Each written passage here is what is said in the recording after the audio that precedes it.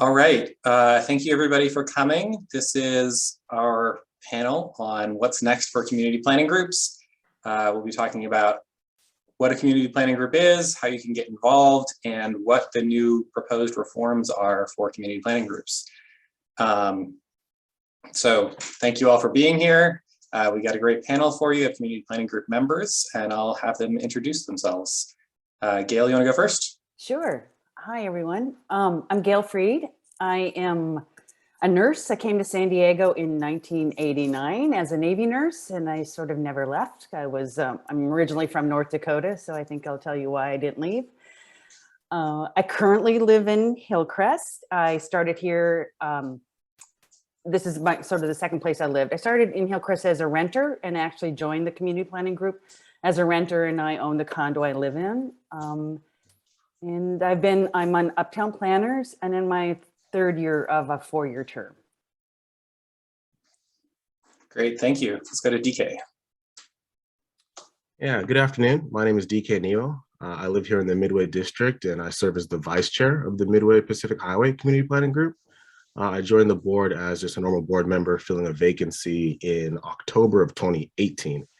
And then subsequently became CPC representative and then ultimately vice chair about 2 years ago. Like I said, I live here in Midway. I've lived here for about 7 years now, almost 8 years actually. It'll be 8 years later this year. And yeah, that's a little bit about me. Great, thanks. And Marissa? Hi, my name is Marissa Tucker-Borquez. I've been a San Diego resident for about 5 years. I came here in pursuit of love. My husband is a Tijuana, San Diegan, native. And we've been in North Park for the whole 5 years that we've been here. We're currently renters of a gorgeous little avocado colored craftsman.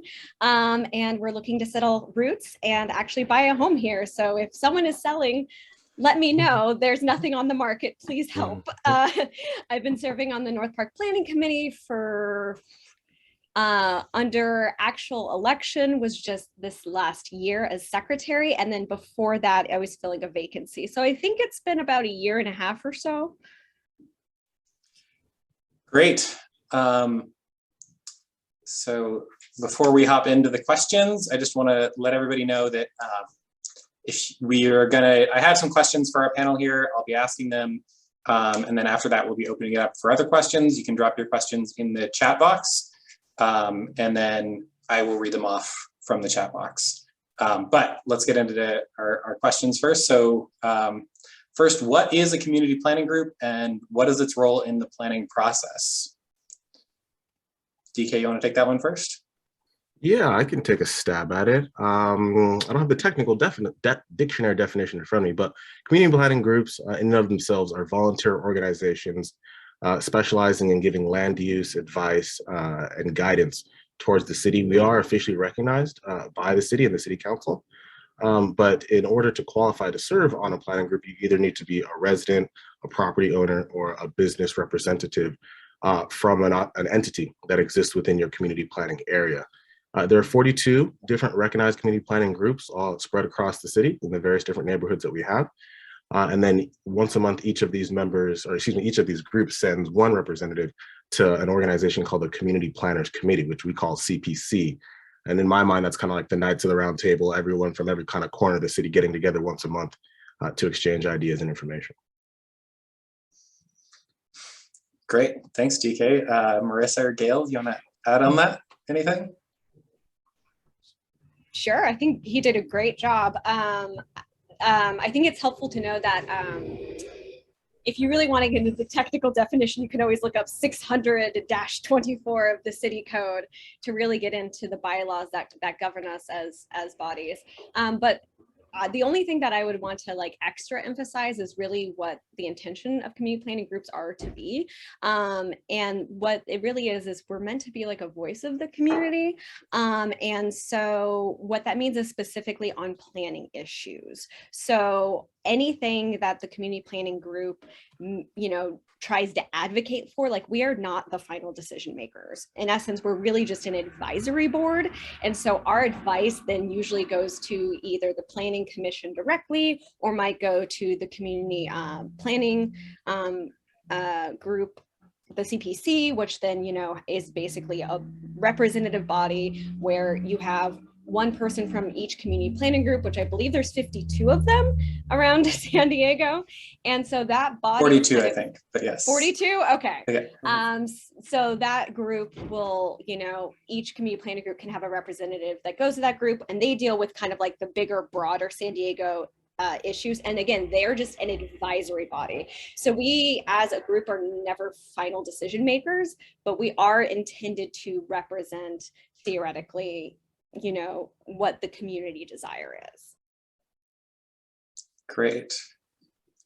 Gail, I don't want to cut you off. You want to say anything? No, I'm good. Yeah, they covered Next it. question is, what if you could share just a little bit about what sparked your interest in community planning groups?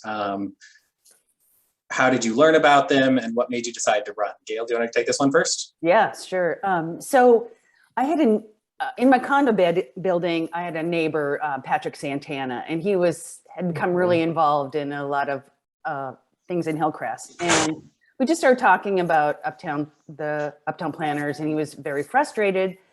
And he didn't want to run himself, and he sort of talked me into to running. I was a renter at the time.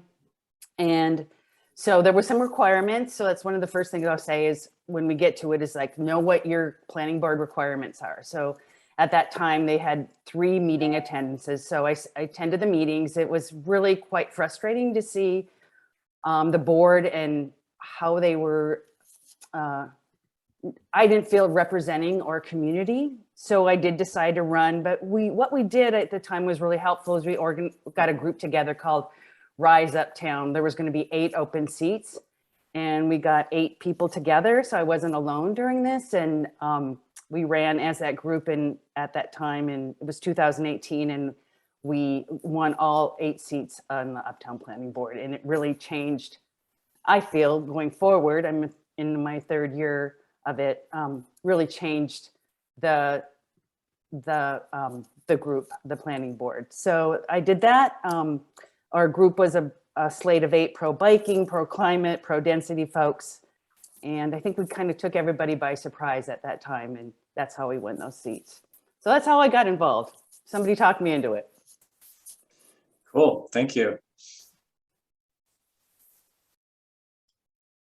Marissa, what about you? Or sorry, go ahead, Dike. Yeah, I can jump in. For me and from my standpoint, like I said, I've lived in this Midway neighborhood for 7, almost 8 years now. But I think what got me interested is in the 16, 17 timeframe. I was just paying more attention. I think after that 2016 November, a lot of folks felt like they needed to pay more attention to what was going on, both nationally, but I think for me more locally.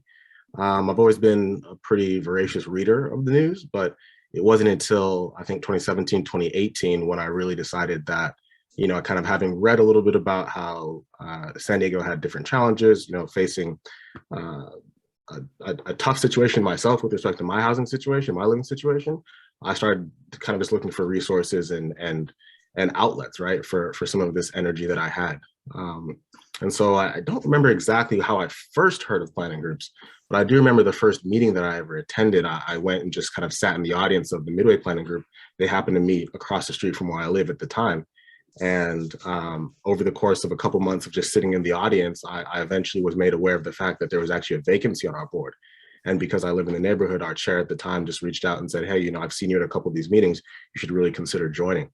And I said no at first. Actually, it took a few more months before I eventually acquiesced. But that was, like I said, in October of 2018, which incidentally was just about a month after City Council approved our most recent community plan update in September.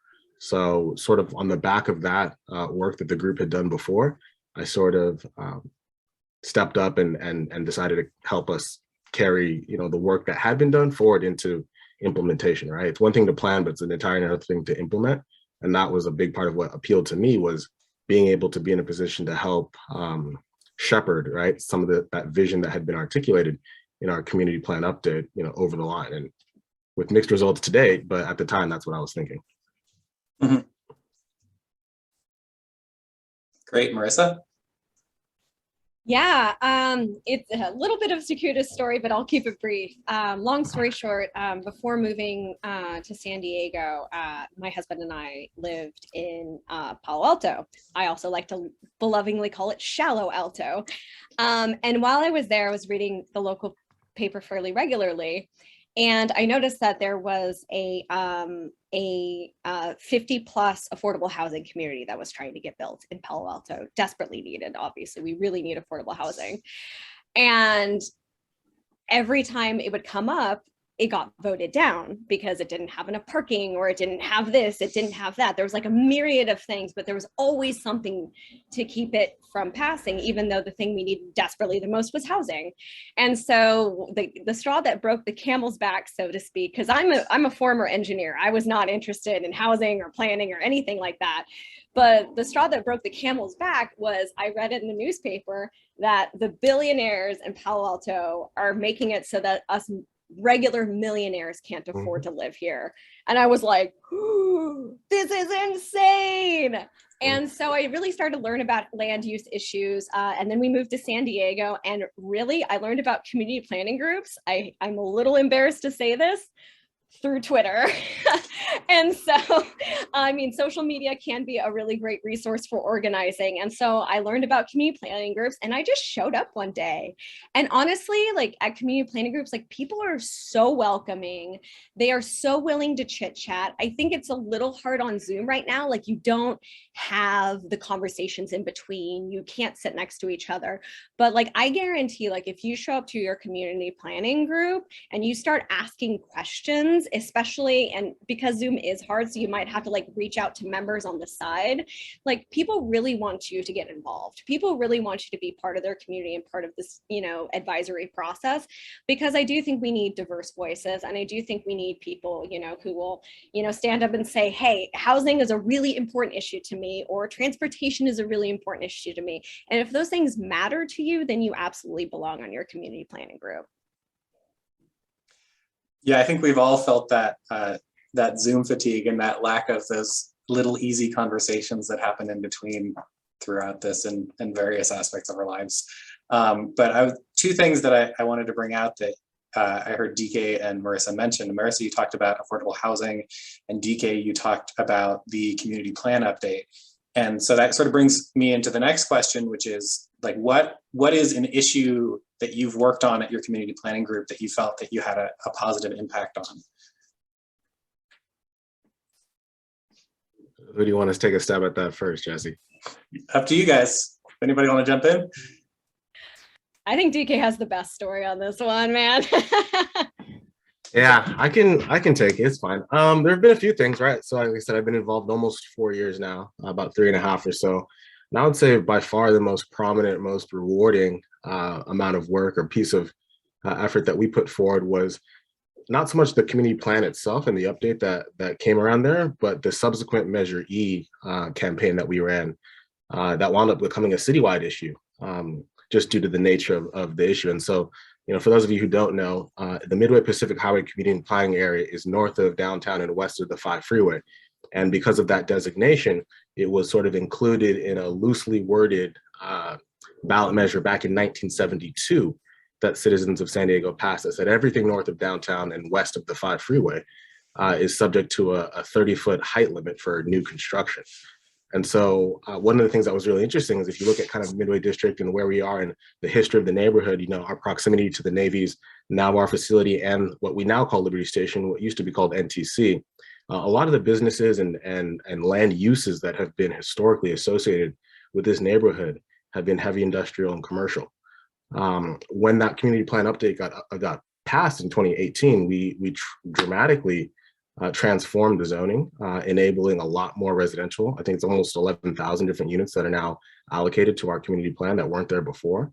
And like I said, what I was excited to do was to come in and join the board and help, facilitate that vision, right? The implementation, the construction, and the, sort of community development of that community plan.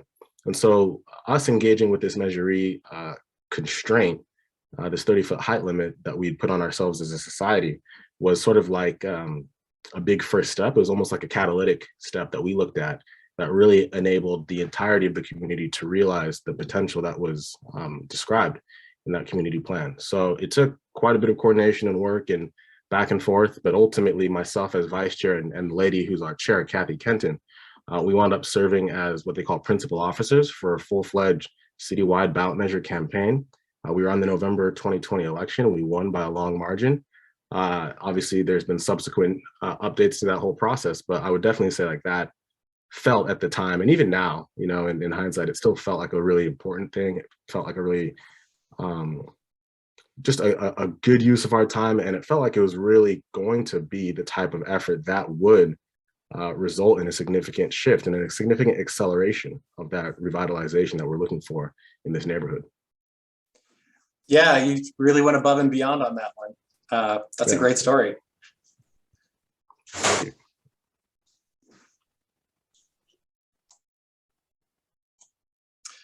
Gail, do you want to go next? Sure.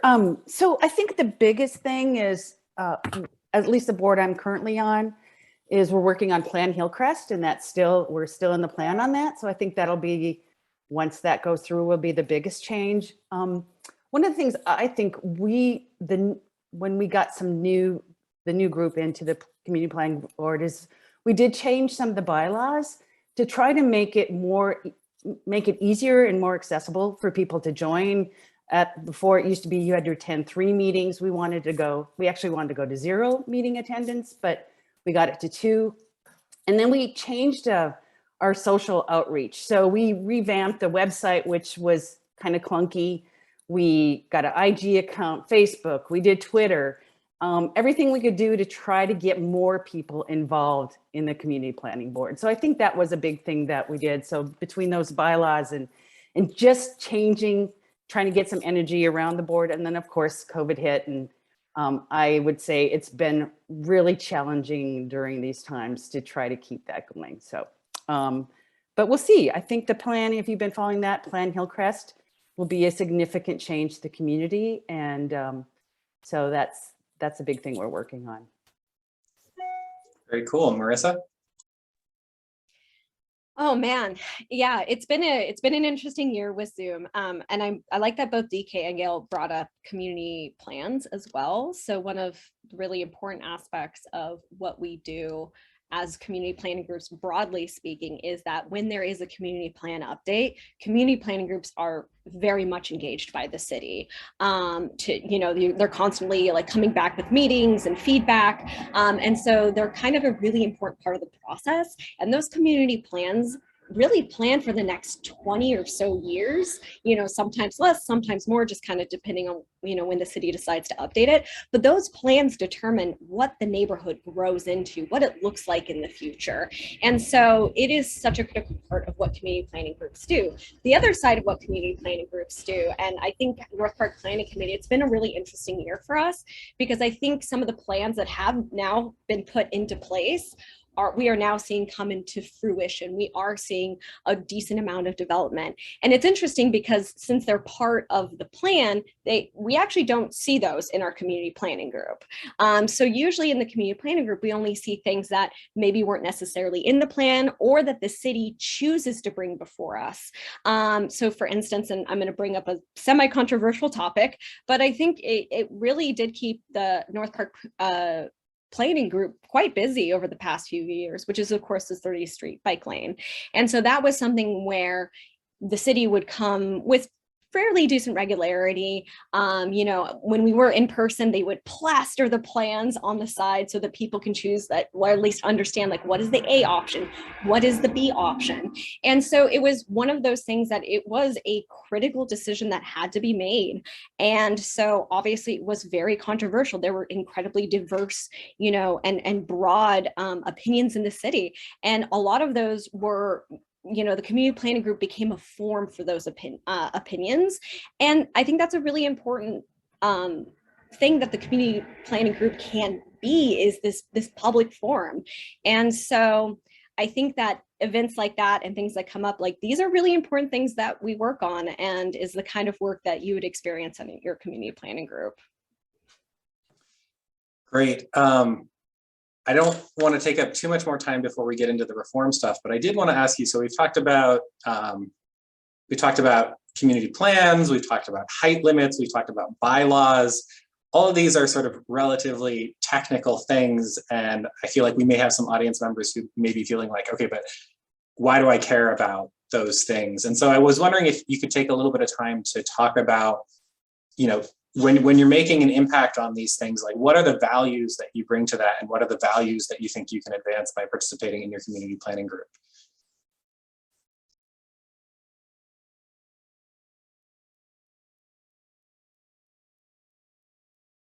I can see Gail wants to go first. Come on, Gail. Okay. I think Marissa will go. I think this is a very, very personal question, because I think every member on the community planning group has their own values that they bring to the table. But I think for me personally, I think because it's not just your values, it's also your experiences. So my mom was homeless for some time when I was in high school. And so I always am very, very concerned about how do we house people. And so when I decided I wanted to serve on a community planning group, like one of my core issues was housing. How do we get more housing? How do we get more types of housing? How do we become a more welcoming and an inclusive community? How do we make sure that these things, that we can take care of each other in essence, and make sure that everyone in our community can be housed? And one way that a community planning group does that is that, you know, and again, this is an influence that has already happened in the past, but there was 61 units, 100% affordable housing on El Cajon Boulevard. And if it wasn't for the work of the community planning group before us, that would have had to go through years and years of approval. It would have been really, really challenging. And now those things just get built in North Park. So the only reason I even knew about the project is because there was a ministerial approval on like a pipeline and how it hooked up to the alleyway. That was it. The project was automatic. And so I think that type of work and like those values that you bring, like that can have a real impact in your community. And I will just add one little quick note, Jesse, about all the technical stuff. I didn't know a single thing before I joined my community planning group. All I was passionate. And I think that's what you need to join, because, you know, it's not always easy, but it's absolutely worth it. Yeah, I'll sorry, go for it, Gail. No, you go. I'll go. Yeah, I like that about passion, because that's what I came with too, was passion. Like, how do we change this? And now maybe your focus is preservation or something. You come in, maybe that's what you're concerned about, and that's what you want to be on the board for. That's okay. We need all kinds of voices on the community planning board. So I think that's important. I was thinking about passion and I just lost my thought, but just willing to learn. And it is not easy. Some of the, you know, things that come forward, you have to do a lot of research. So you need time. And I think that's also one of the, which we'll get into, is what are some of the problems. And so I just will echo Marissa, and I think passion and just a willingness to learn. Yeah, and I'll underscore both of those. When Marissa was talking about passion and enthusiasm, and you know, the other word that comes to my mind is commitment, right? I think initially I wound up joining out of curiosity, and then I think there was a recognition of the opportunity. Once I started to understand better what planning groups do and what their roles are, and how they can affect really the fabric of any given community, I thought it was important to, you know, not that I'm God's gift to the world and that I know any better than anyone else, but I thought it was important for me to be able to bring my lived experiences, my values, you know, whether like, for Midway in particular, right? We're very central. We're very, you know, sort of proximal to freeway interchanges. The Blue Line at the time was under construction. The Old Town Transit Center is quite nearby. I personally have been a cyclist for a long time. I biked all through college. When I first came to San Diego, I didn't have a car. So a lot of those conversations around community and mobility and just kind of the land use in and of itself, these are all issues that I was curious about. Similar to Marissa, I wouldn't say that I came into the group. And actually part of the reason I said no that first time that I was asked to join was because I didn't feel as though I had any land use knowledge whatsoever. But the reality is from a value standpoint, if all you can do is bring your passion and your commitment, And if you can stay steadfast and, make whatever given meetings on your schedule, that'll be enough to see you through. If you have a vision for what kind of quality of life you want to live and what kind of quality of life you think is an appropriate balance for your neighbors and for your neighborhood, I think if you bring those to the table, then you'll find success in this space. Great, thank you for that. Definitely heard some things about affordable housing and about biking, and sort of how the community planning process can have an impact on affordability and people's options for travel. Sort of moving into the reform side of it, sort of to premise it, why would we need community planning group reform? Do we need community planning group reform? What are the issues there? Dike, you want to take that first? Yeah, I think, it was do we and why. And so I think the short answer to the do we is yes. The long answer to the why is a little more complex. I think for the simplest reason is that a couple of years ago, the city attorney came to a decision that the current structure and configuration of planning groups was not in line with the city charter. And so if nothing else, for that reason, there are changes that need to be made. And when you're making these changes, if you start looking sort of across these 42 different groups that all are governed by different bylaws, have a different, sort of a head count for full board membership. Like, for example, the Midway group has 12 board members. I think some of the other groups have 14, 16, 18, 20. It all kind of varies. There are some core bylaws that each of us are held to, but they all vary tremendously. And I think from just an efficiency standpoint, that's clearly inefficient, right? To have 42 different makes and models of the same thing and expect that all to feed into the same city process. That doesn't seem logical to me. But then also when you take a closer look, these planning groups, like I think it was Marissa who said, they're meant to represent any given community, right? And some communities, like I said, in Midway, we maybe are more historically commercial and industrial. That doesn't mean that there aren't residents here. We do exist. I am one of them, and we have a couple other residents on our board. But ideally, you want to get a good balance, right? And a good representative balance of members who are on the board that reflect the makeup of any given community. And so I thought that was also, when you start to look at a lot of these different planning groups, that was kind of a data point that stood out, is that these groups do tend to be non-representative. They do tend to skew towards older folks who are homeowners, who are more established, who maybe have the time and the space. And, sometimes that does come with the experience, right? And, there's a number of different, very intelligent, very devoted, very committed, whether they're architects or, construction experts or what have you, and their opinions are certainly valid. But I think for a variety of different reasons, when it came down to actually the analysis of looking at the different groups, and once you make that recognition of, hey, we need to change it, then you ask yourself the question of how to change it. I think that's a big part of how we got to where we are today. Great, thanks, TK. Marissa, you want to go next? Yeah, so excuse me, just to kind of give you some background, North Park is about 70% renters. I think the median age now is 35. And it's a fairly diverse space. And I mean diverse in terms of race and also incomes.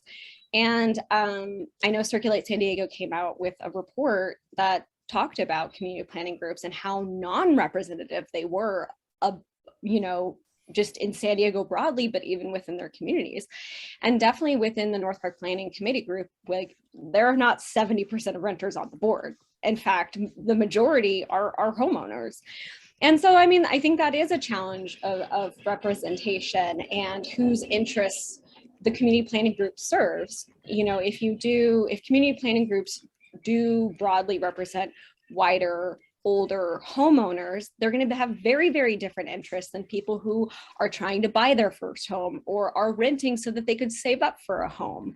Or, maybe they don't have any interest in having a home, or maybe they're an older, person who's retiring and wants to downsize and doesn't want a home. And so I think that making sure that our community boards actually have that representation is incredibly important, because they're going to have different viewpoints of what their needs are, because depending on your age, your income level, your race, you are going to have a different perspective of what you need to survive within your community. And I think it's important that we have that diversity, and that those community planning groups, which are supposed to represent our community, are actually representative of it. Yeah, and I really can't add much to that other than I think community groups really have to take a hard look in themselves and go, are we really representing the community that we are in? And I don't think they are.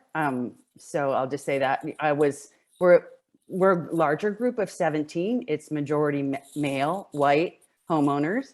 That's not representative of Uptown diversity.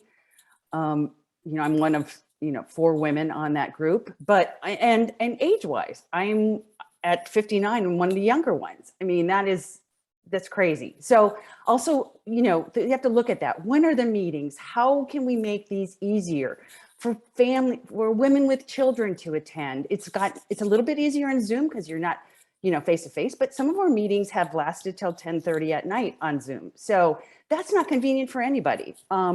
So I think they have to take a hard look at themselves. And also I think we need to look at business representatives because they're busy too. We don't get a lot on our board to do that. And what are we planning for?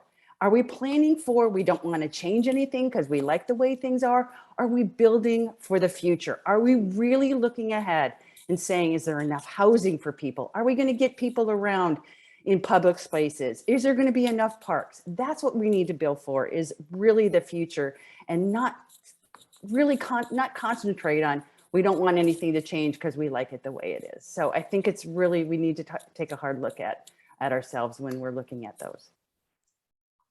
I appreciate those perspectives. So as we had originally planned that Kathleen Ferrier from Councilmember LaCava's office was going to be here with us to explain in more detail what is in the current reforms, but she unfortunately wasn't able to make it. So I'm going to try to give a short summary of what is in Councilmember LaCava's proposal. So for background on this, as you heard, there are some issues with the diversity on community planning groups. The conversation around that has gone on for several years. Circulate San Diego put out a report, as was mentioned, but it was also, there was a San Diego grand jury that had a report that dealt with that. The city auditor had a report, and the Land Use and Housing Commission of the San Diego City Council also talked about that. And one of the issues with that is that anecdotally, we can say that many community planning groups don't seem representative of their community, but there is no comprehensive data on whether that's the case and to what degree that's the case. I think also it's important to point out that community planning groups in different communities can be very different, and some community planning groups may be more representative than others. I saw Dike's eyebrows raised when Gail said that there wasn't much business participation, and I'm guessing maybe there is more business participation in the Midway Community Planning Group. So every community planning group has its own set of issues, but in a broad trend, this issue of diversity remains. And then also on top of that, as Dike mentioned, the city attorney put out a memo that says that the way that community planning groups currently operate is actually in violation of the city charter. It's actually illegal. So to talk a little bit through that, the city charter says that any advisory board for the city of San Diego must have, the members of it must be appointed by the mayor. So obviously the way community planning groups are currently run, there's an election, that's not an appointment, and they are advisory boards to the city. So in order to bring the charter and the community planning groups into harmony, you kind of have 3 options there. One of the options would be to say that you're going to just comply with what the charter says, and that would be to have the mayor appoint all members of community planning groups. I don't think any mayor has any interest in appointing 500 different members of different bodies throughout the city. And I don't think community planning groups have any interest in having their boards be appointed by a mayor who could appoint people who's just going to follow whatever the current mayor's interests are. The idea of the community planning groups is that they are oriented towards the community rather than the mayor. So I think that's out. Nobody wants that solution. Another option would be to do a charter amendment to make community planning group positions official elected positions. This has challenges for two reasons. One is it's just challenging to do a charter amendment. It's a long process, it's a complicated process, it takes a lot of time and money and energy to do that, and it takes a vote. The second reason is that would actually be pretty disruptive to the operations of the community planning groups, because if you were gonna make a community planning group an official elected position, then you would have to comply with federal election laws, with state election laws. Community planning group members would have to even run, you'd have to file financial disclosures. So that's a whole other can of worms that so far hasn't seen much interest. So the third option is what Councilmember LaCava is proposing, which is to make the community planning groups more independent of the city. And so in order to do that, you have to take away the community planning group's official powers under the municipal code. So for example, currently, if you want to put in a stop sign, that has to go, in some situations, that has to go through the local community planning group. And the community planning group doesn't get to decide it, but you do have to go to the community planning group and you have to get a recommendation before that can go on to be decided. So those official powers would go away, and what instead would be available is the city would recognize the official community planning groups in each community. And it doesn't take away the power, it takes away the official powers of the community planning group, but the community planning groups still remain a really important part of the planning process.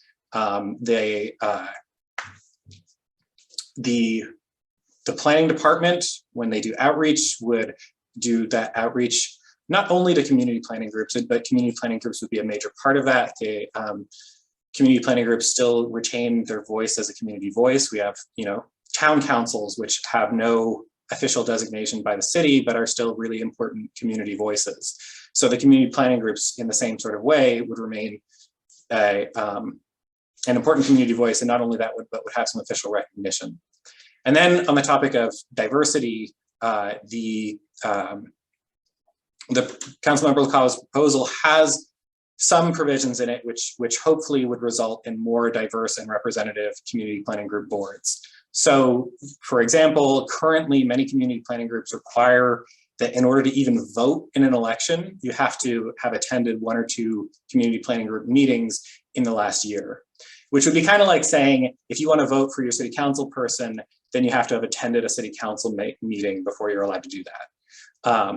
So that really disadvantages anybody who doesn't have the time who's interested in community planning and wants to have representation, but doesn't have the time to actually do that themselves. So under Councilmember LaCava's new proposal, in order to be recognized by the city, your bylaws, the community planning group's bylaws would have to say that any resident can vote, and also business owners and nonprofits in the area, regardless of whether you've attended meetings in the last year.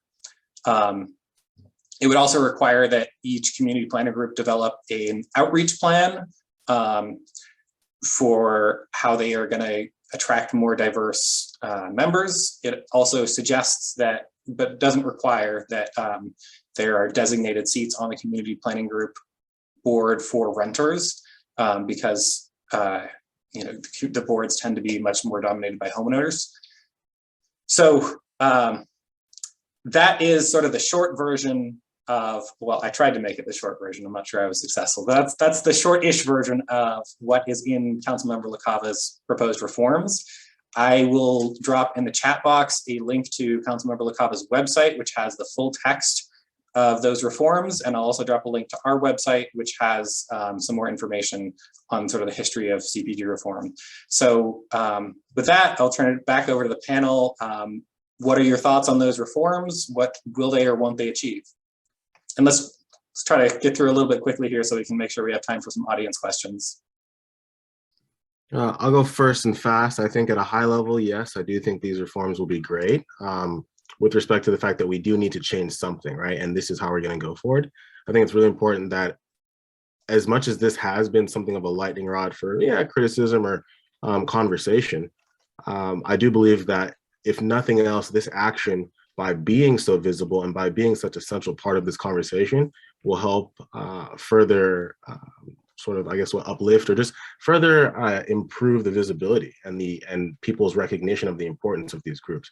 And so once we all get on the same page and start playing by the same rules, and then we have an opportunity to evaluate the outcome, I think then we can go further forward with certainty, right, and with clarity about how we want these programs and these groups to function.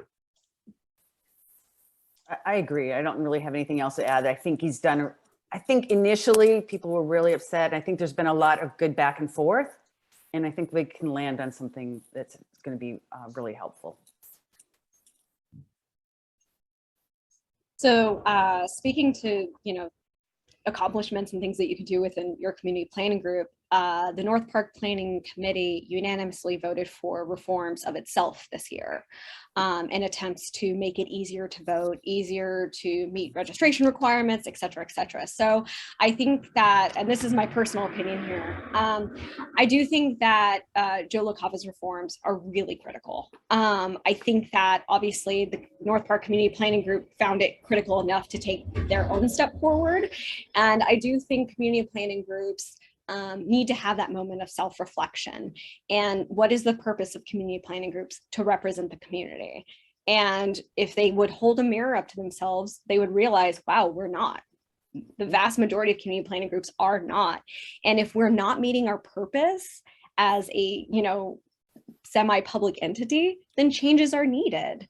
I think it's really just as simple as that. Great. And last of my official questions, in just a sentence or two, for anybody who's interested in getting involved in a community planning group, elections are coming up in March. What is your 2 sentences of advice for what somebody should do? Find out when your community meets and what the criteria is to run. Because as of now, these reforms have not taken place. And so they all do have different rules and regulations about what it takes to run and also to vote, if you just want to vote for someone who you think is a good representative for you. I think if you can, if there's, depending on how many open seats are, get some like-minded people and have them join you and form a slate. There's nothing against slates for these elections. Get organized, get the word out, get voters out. That's really, really important. And so that would be my advice.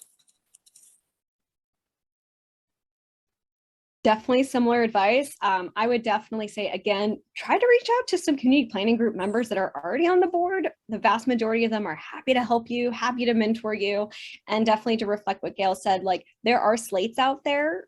So if you have a particular viewpoint and you can find others with those viewpoints, you're much more likely to get elected if you all work together. And if there's a slate out there that doesn't match what you envision, make your own slate. It's actually really kind of fun, and it's kind of great to organize and meet new people. But yeah, I think the big thing is just be open to reaching out to people. Great, thank you for that. With that, we will turn it over to questions. Please put your questions in the chat box and I will read them out. One other thing that I'll mention is Diane Kane posted in the chat box that there is going to be a redlined version that has updates that hasn't come out yet, but it will come out as soon as it's ready. And that's correct. I just want to make sure that everybody saw that. Everybody knows that there's going to be a new version of it coming out soon.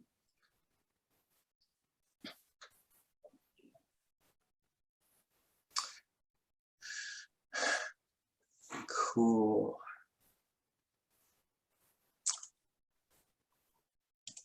And actually, I am curious who's on the call. So I have a quick poll, so I'm not saying a question yet. Just in terms of how people are feeling about the community planning group reform. Oh, I can't vote as a co-host. That's not fair. But I get to see the live results though. Haha. 49.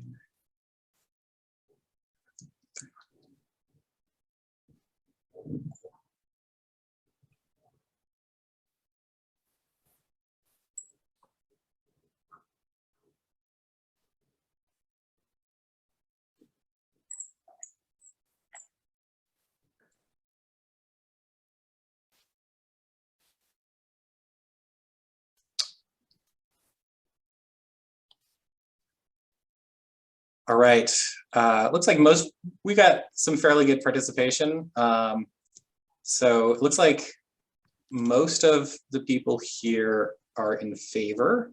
A few opposed, and several who feel like they're not sure and need more information. So that's great to see that we have some diversity here, and happy to, I'm sure you'll want to hear from more than just us if you're still undecided. So look on Councilmember LaCava's website. Our website has links to the city auditor's report and the grand jury report and other people, and do your own research.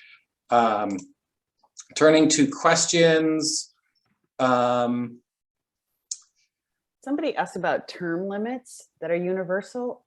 I'm wondering about that also. I know ours is 8 years, 2 terms. You can take a year off though and then come back. I'm not sure that is the best, because that's been used a lot. I would love to see that change, where 2 terms is it. Like, you're not coming back for, taking the year off and then coming back. So that's my viewpoint. I don't know it, but anybody else, is it universal? I think term limits right now are mostly an 8-year term limit. I think you have to have an 8-year term limit, and then you can come back after a year, but also local CPGs can decide for themselves whether they want to have shorter term limits, but I don't think any have decided to. Yeah, no, it varies. I think you can either do 2 4-year terms or 3 3-year terms. So in Midway, we have a 12-person board, and we have 4 seats that come up for election every year for a 3-year term, and you kind of rotate through. So at the end of like that cycle, at the end of any one person's term, the other 2 years, they would have flipped over. So we allow up to 3 back-to-back, and then you're termed out and you have to sit down for a year.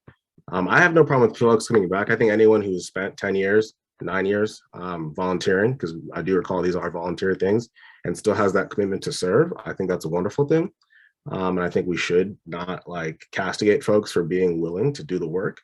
But what I would say is that in the event that there is maybe a younger person or an inexperienced person or someone who has not been part of the process that is being held out by someone who's been there for 30 years, I think that's a different dynamic, right? Like I said, in Midway, we have vacancies actually, right? We can't get enough interest, whether they're from residents or business owners or what have you. And so for us, the idea of shutting out someone's service makes no sense, because we're desperate for it, right? But I recognize that in other communities that are maybe more residentially focused or what have you, these things are competitive. The notion of competitive slates for us is so foreign. But that's just, that's my experience with my community planning group versus, one of the other 42 that are out there.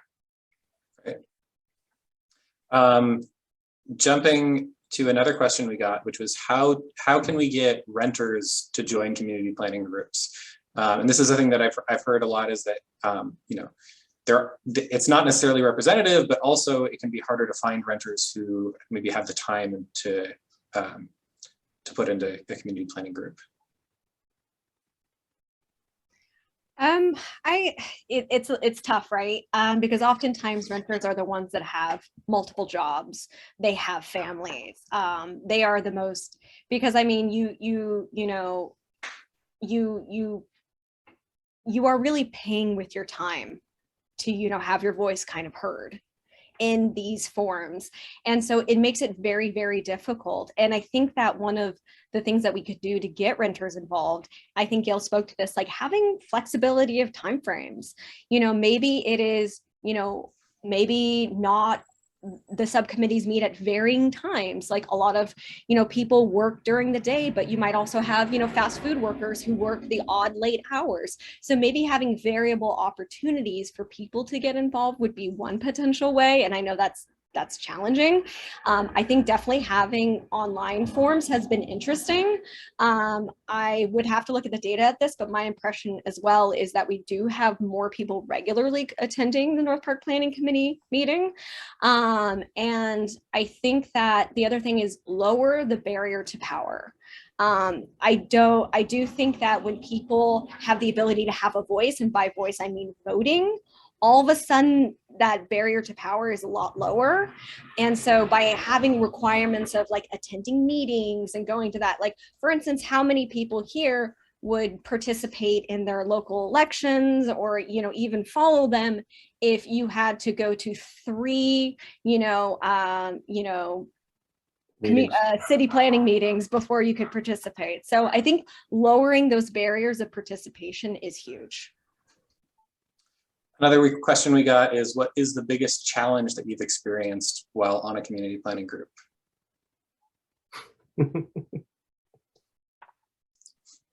Anyone want to go for that one?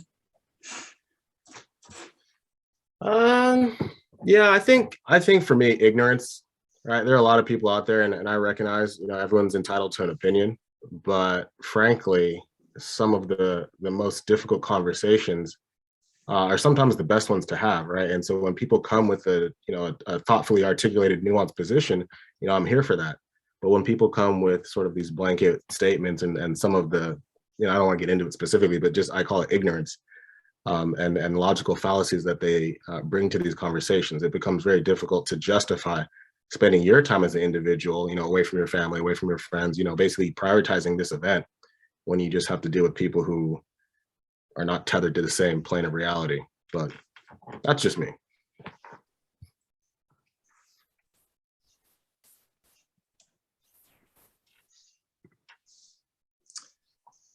All right, I appreciate that answer. If you guys, Gail, Marissa, you're free to, or I can move on to the next question. Let's see, I'm trying to answer these in order. I did get one quick question that I can answer quickly. What is a slate? A slate is a group of candidates that are all running on the same platform. So for example, Rise North Park had a list of people that were running on basically the same platform. That's what a slate is. Yeah. One of the things I wanted to say is I don't think all community planning groups are getting their information out in a way that everyone gets it. So I think you need to really up your social media game. And like, we don't have TikTok, but maybe that's a way to go for Uptown planners.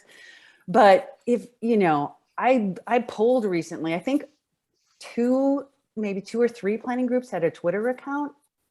So you've got to adapt to the way people are getting their information now. So I think that's really important. Cool. I'm seeing a question. I think this will be the last question, one from Rachel Graham. One of the concerns I've seen raised about removing attendance requirements to run is that serving on your CPG requires a huge time commitment to understand the issues. For those of you on CPGs, how much of your time are you devoting to research proposals, etc.? So before that question happens, I want to take a moment to clarify that there are two different sets of attendance requirements. There's an attendance requirement to vote in your election, and there's an attendance requirement to run in the election. And very often different community planning groups will have requirements for both of those. Sometimes they're the same numbers, sometimes they're different numbers. But under the current proposal, there cannot be a requirement to attend before you can vote.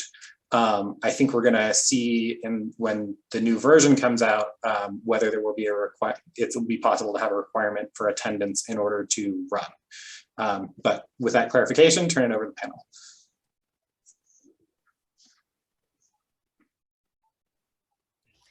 Yeah, so the North Park Planning Committee voted unanimously to remove the requirement to vote. And I think that's just because, again, we don't require people to go to a city council meeting to vote for your city council person to, elicit representation. Like, you deserve representation by existing and being a citizen and being in a community, right? And you just need to be a resident, right? I think that the question about, having to attend in order to run is kind of an interesting question. And I kind of go back and forth on my opinion of it. But I think the same thing is, like, you don't have to attend meetings to run. I mean, I'm going to be turning 35 next year and I can run for president. So why at the community planning level do we have these requirements, but then we don't have these requirements at the local, state, and national level? So I think it can be used as a way to prevent people from getting involved. And I think lowering the barrier to involvement is always good in democracy. But in terms of like the work required every week, it completely depends what's on for the agenda. But I will say this, there are city resources available. So if someone comes on with no experience and just says, hey, what the heck is going on here? The city is supposed to fill in those gaps. The people who come and present projects, literally their job is to sit there and answer questions from the board. So it obviously, a lot of us, of course, do our research in advance and make sure that we understand so that we can be present and available. But the reality is that it's also intended to work for people who are just trying to represent their community. Yeah, I agree with that. The time commitment, it just depends. Also, the meetings are usually 6 to 9, but we've had some that's run much later. And then there's a number of subcommittees. So you choose which subcommittees you want to be on. So there's time there too. And then every month, it just depends on if there's a project coming forward. Sometimes I've driven to the site to see what it looks like there. So it just varies. Yeah, I'm fine with requiring, whether you want to vote or run, attendance at least one. I think that's fair. That's what we have in Midway. I think 3 is onerous and burdensome, particularly because they come once a month. And so you might only find out about, you might move to a new neighborhood and want to get involved in November. And already you're behind the 8 ball because a lot of these groups go dark in December for the holidays or what have you. And already you're barred from entering or for participating in a meaningful way as a board member for an entire year. So I think 1 is fine. I think anything more than 1 is a bit onerous. And that's how we do it. Great. Well, we are at time. Thank you, Dike, Gail, and Marissa for joining us. This has been a really great conversation. I know we didn't get to some of the questions in the chat box. If you have more questions, you can email me. My email is josullivan@circulatesd.org. If you can also go to our website, go to Councilmember LaCava's website. And I also want to thank our co-sponsors for this event. We were co-sponsored by the Downtown Partnership, this Regional Chamber of Commerce, and the San Diego County Bicycle Coalition. So thank you to all those organizations. And with that, I hope everyone has a great rest of your day and a great weekend. Thank you. Thank you. Thank you. Thanks, everyone.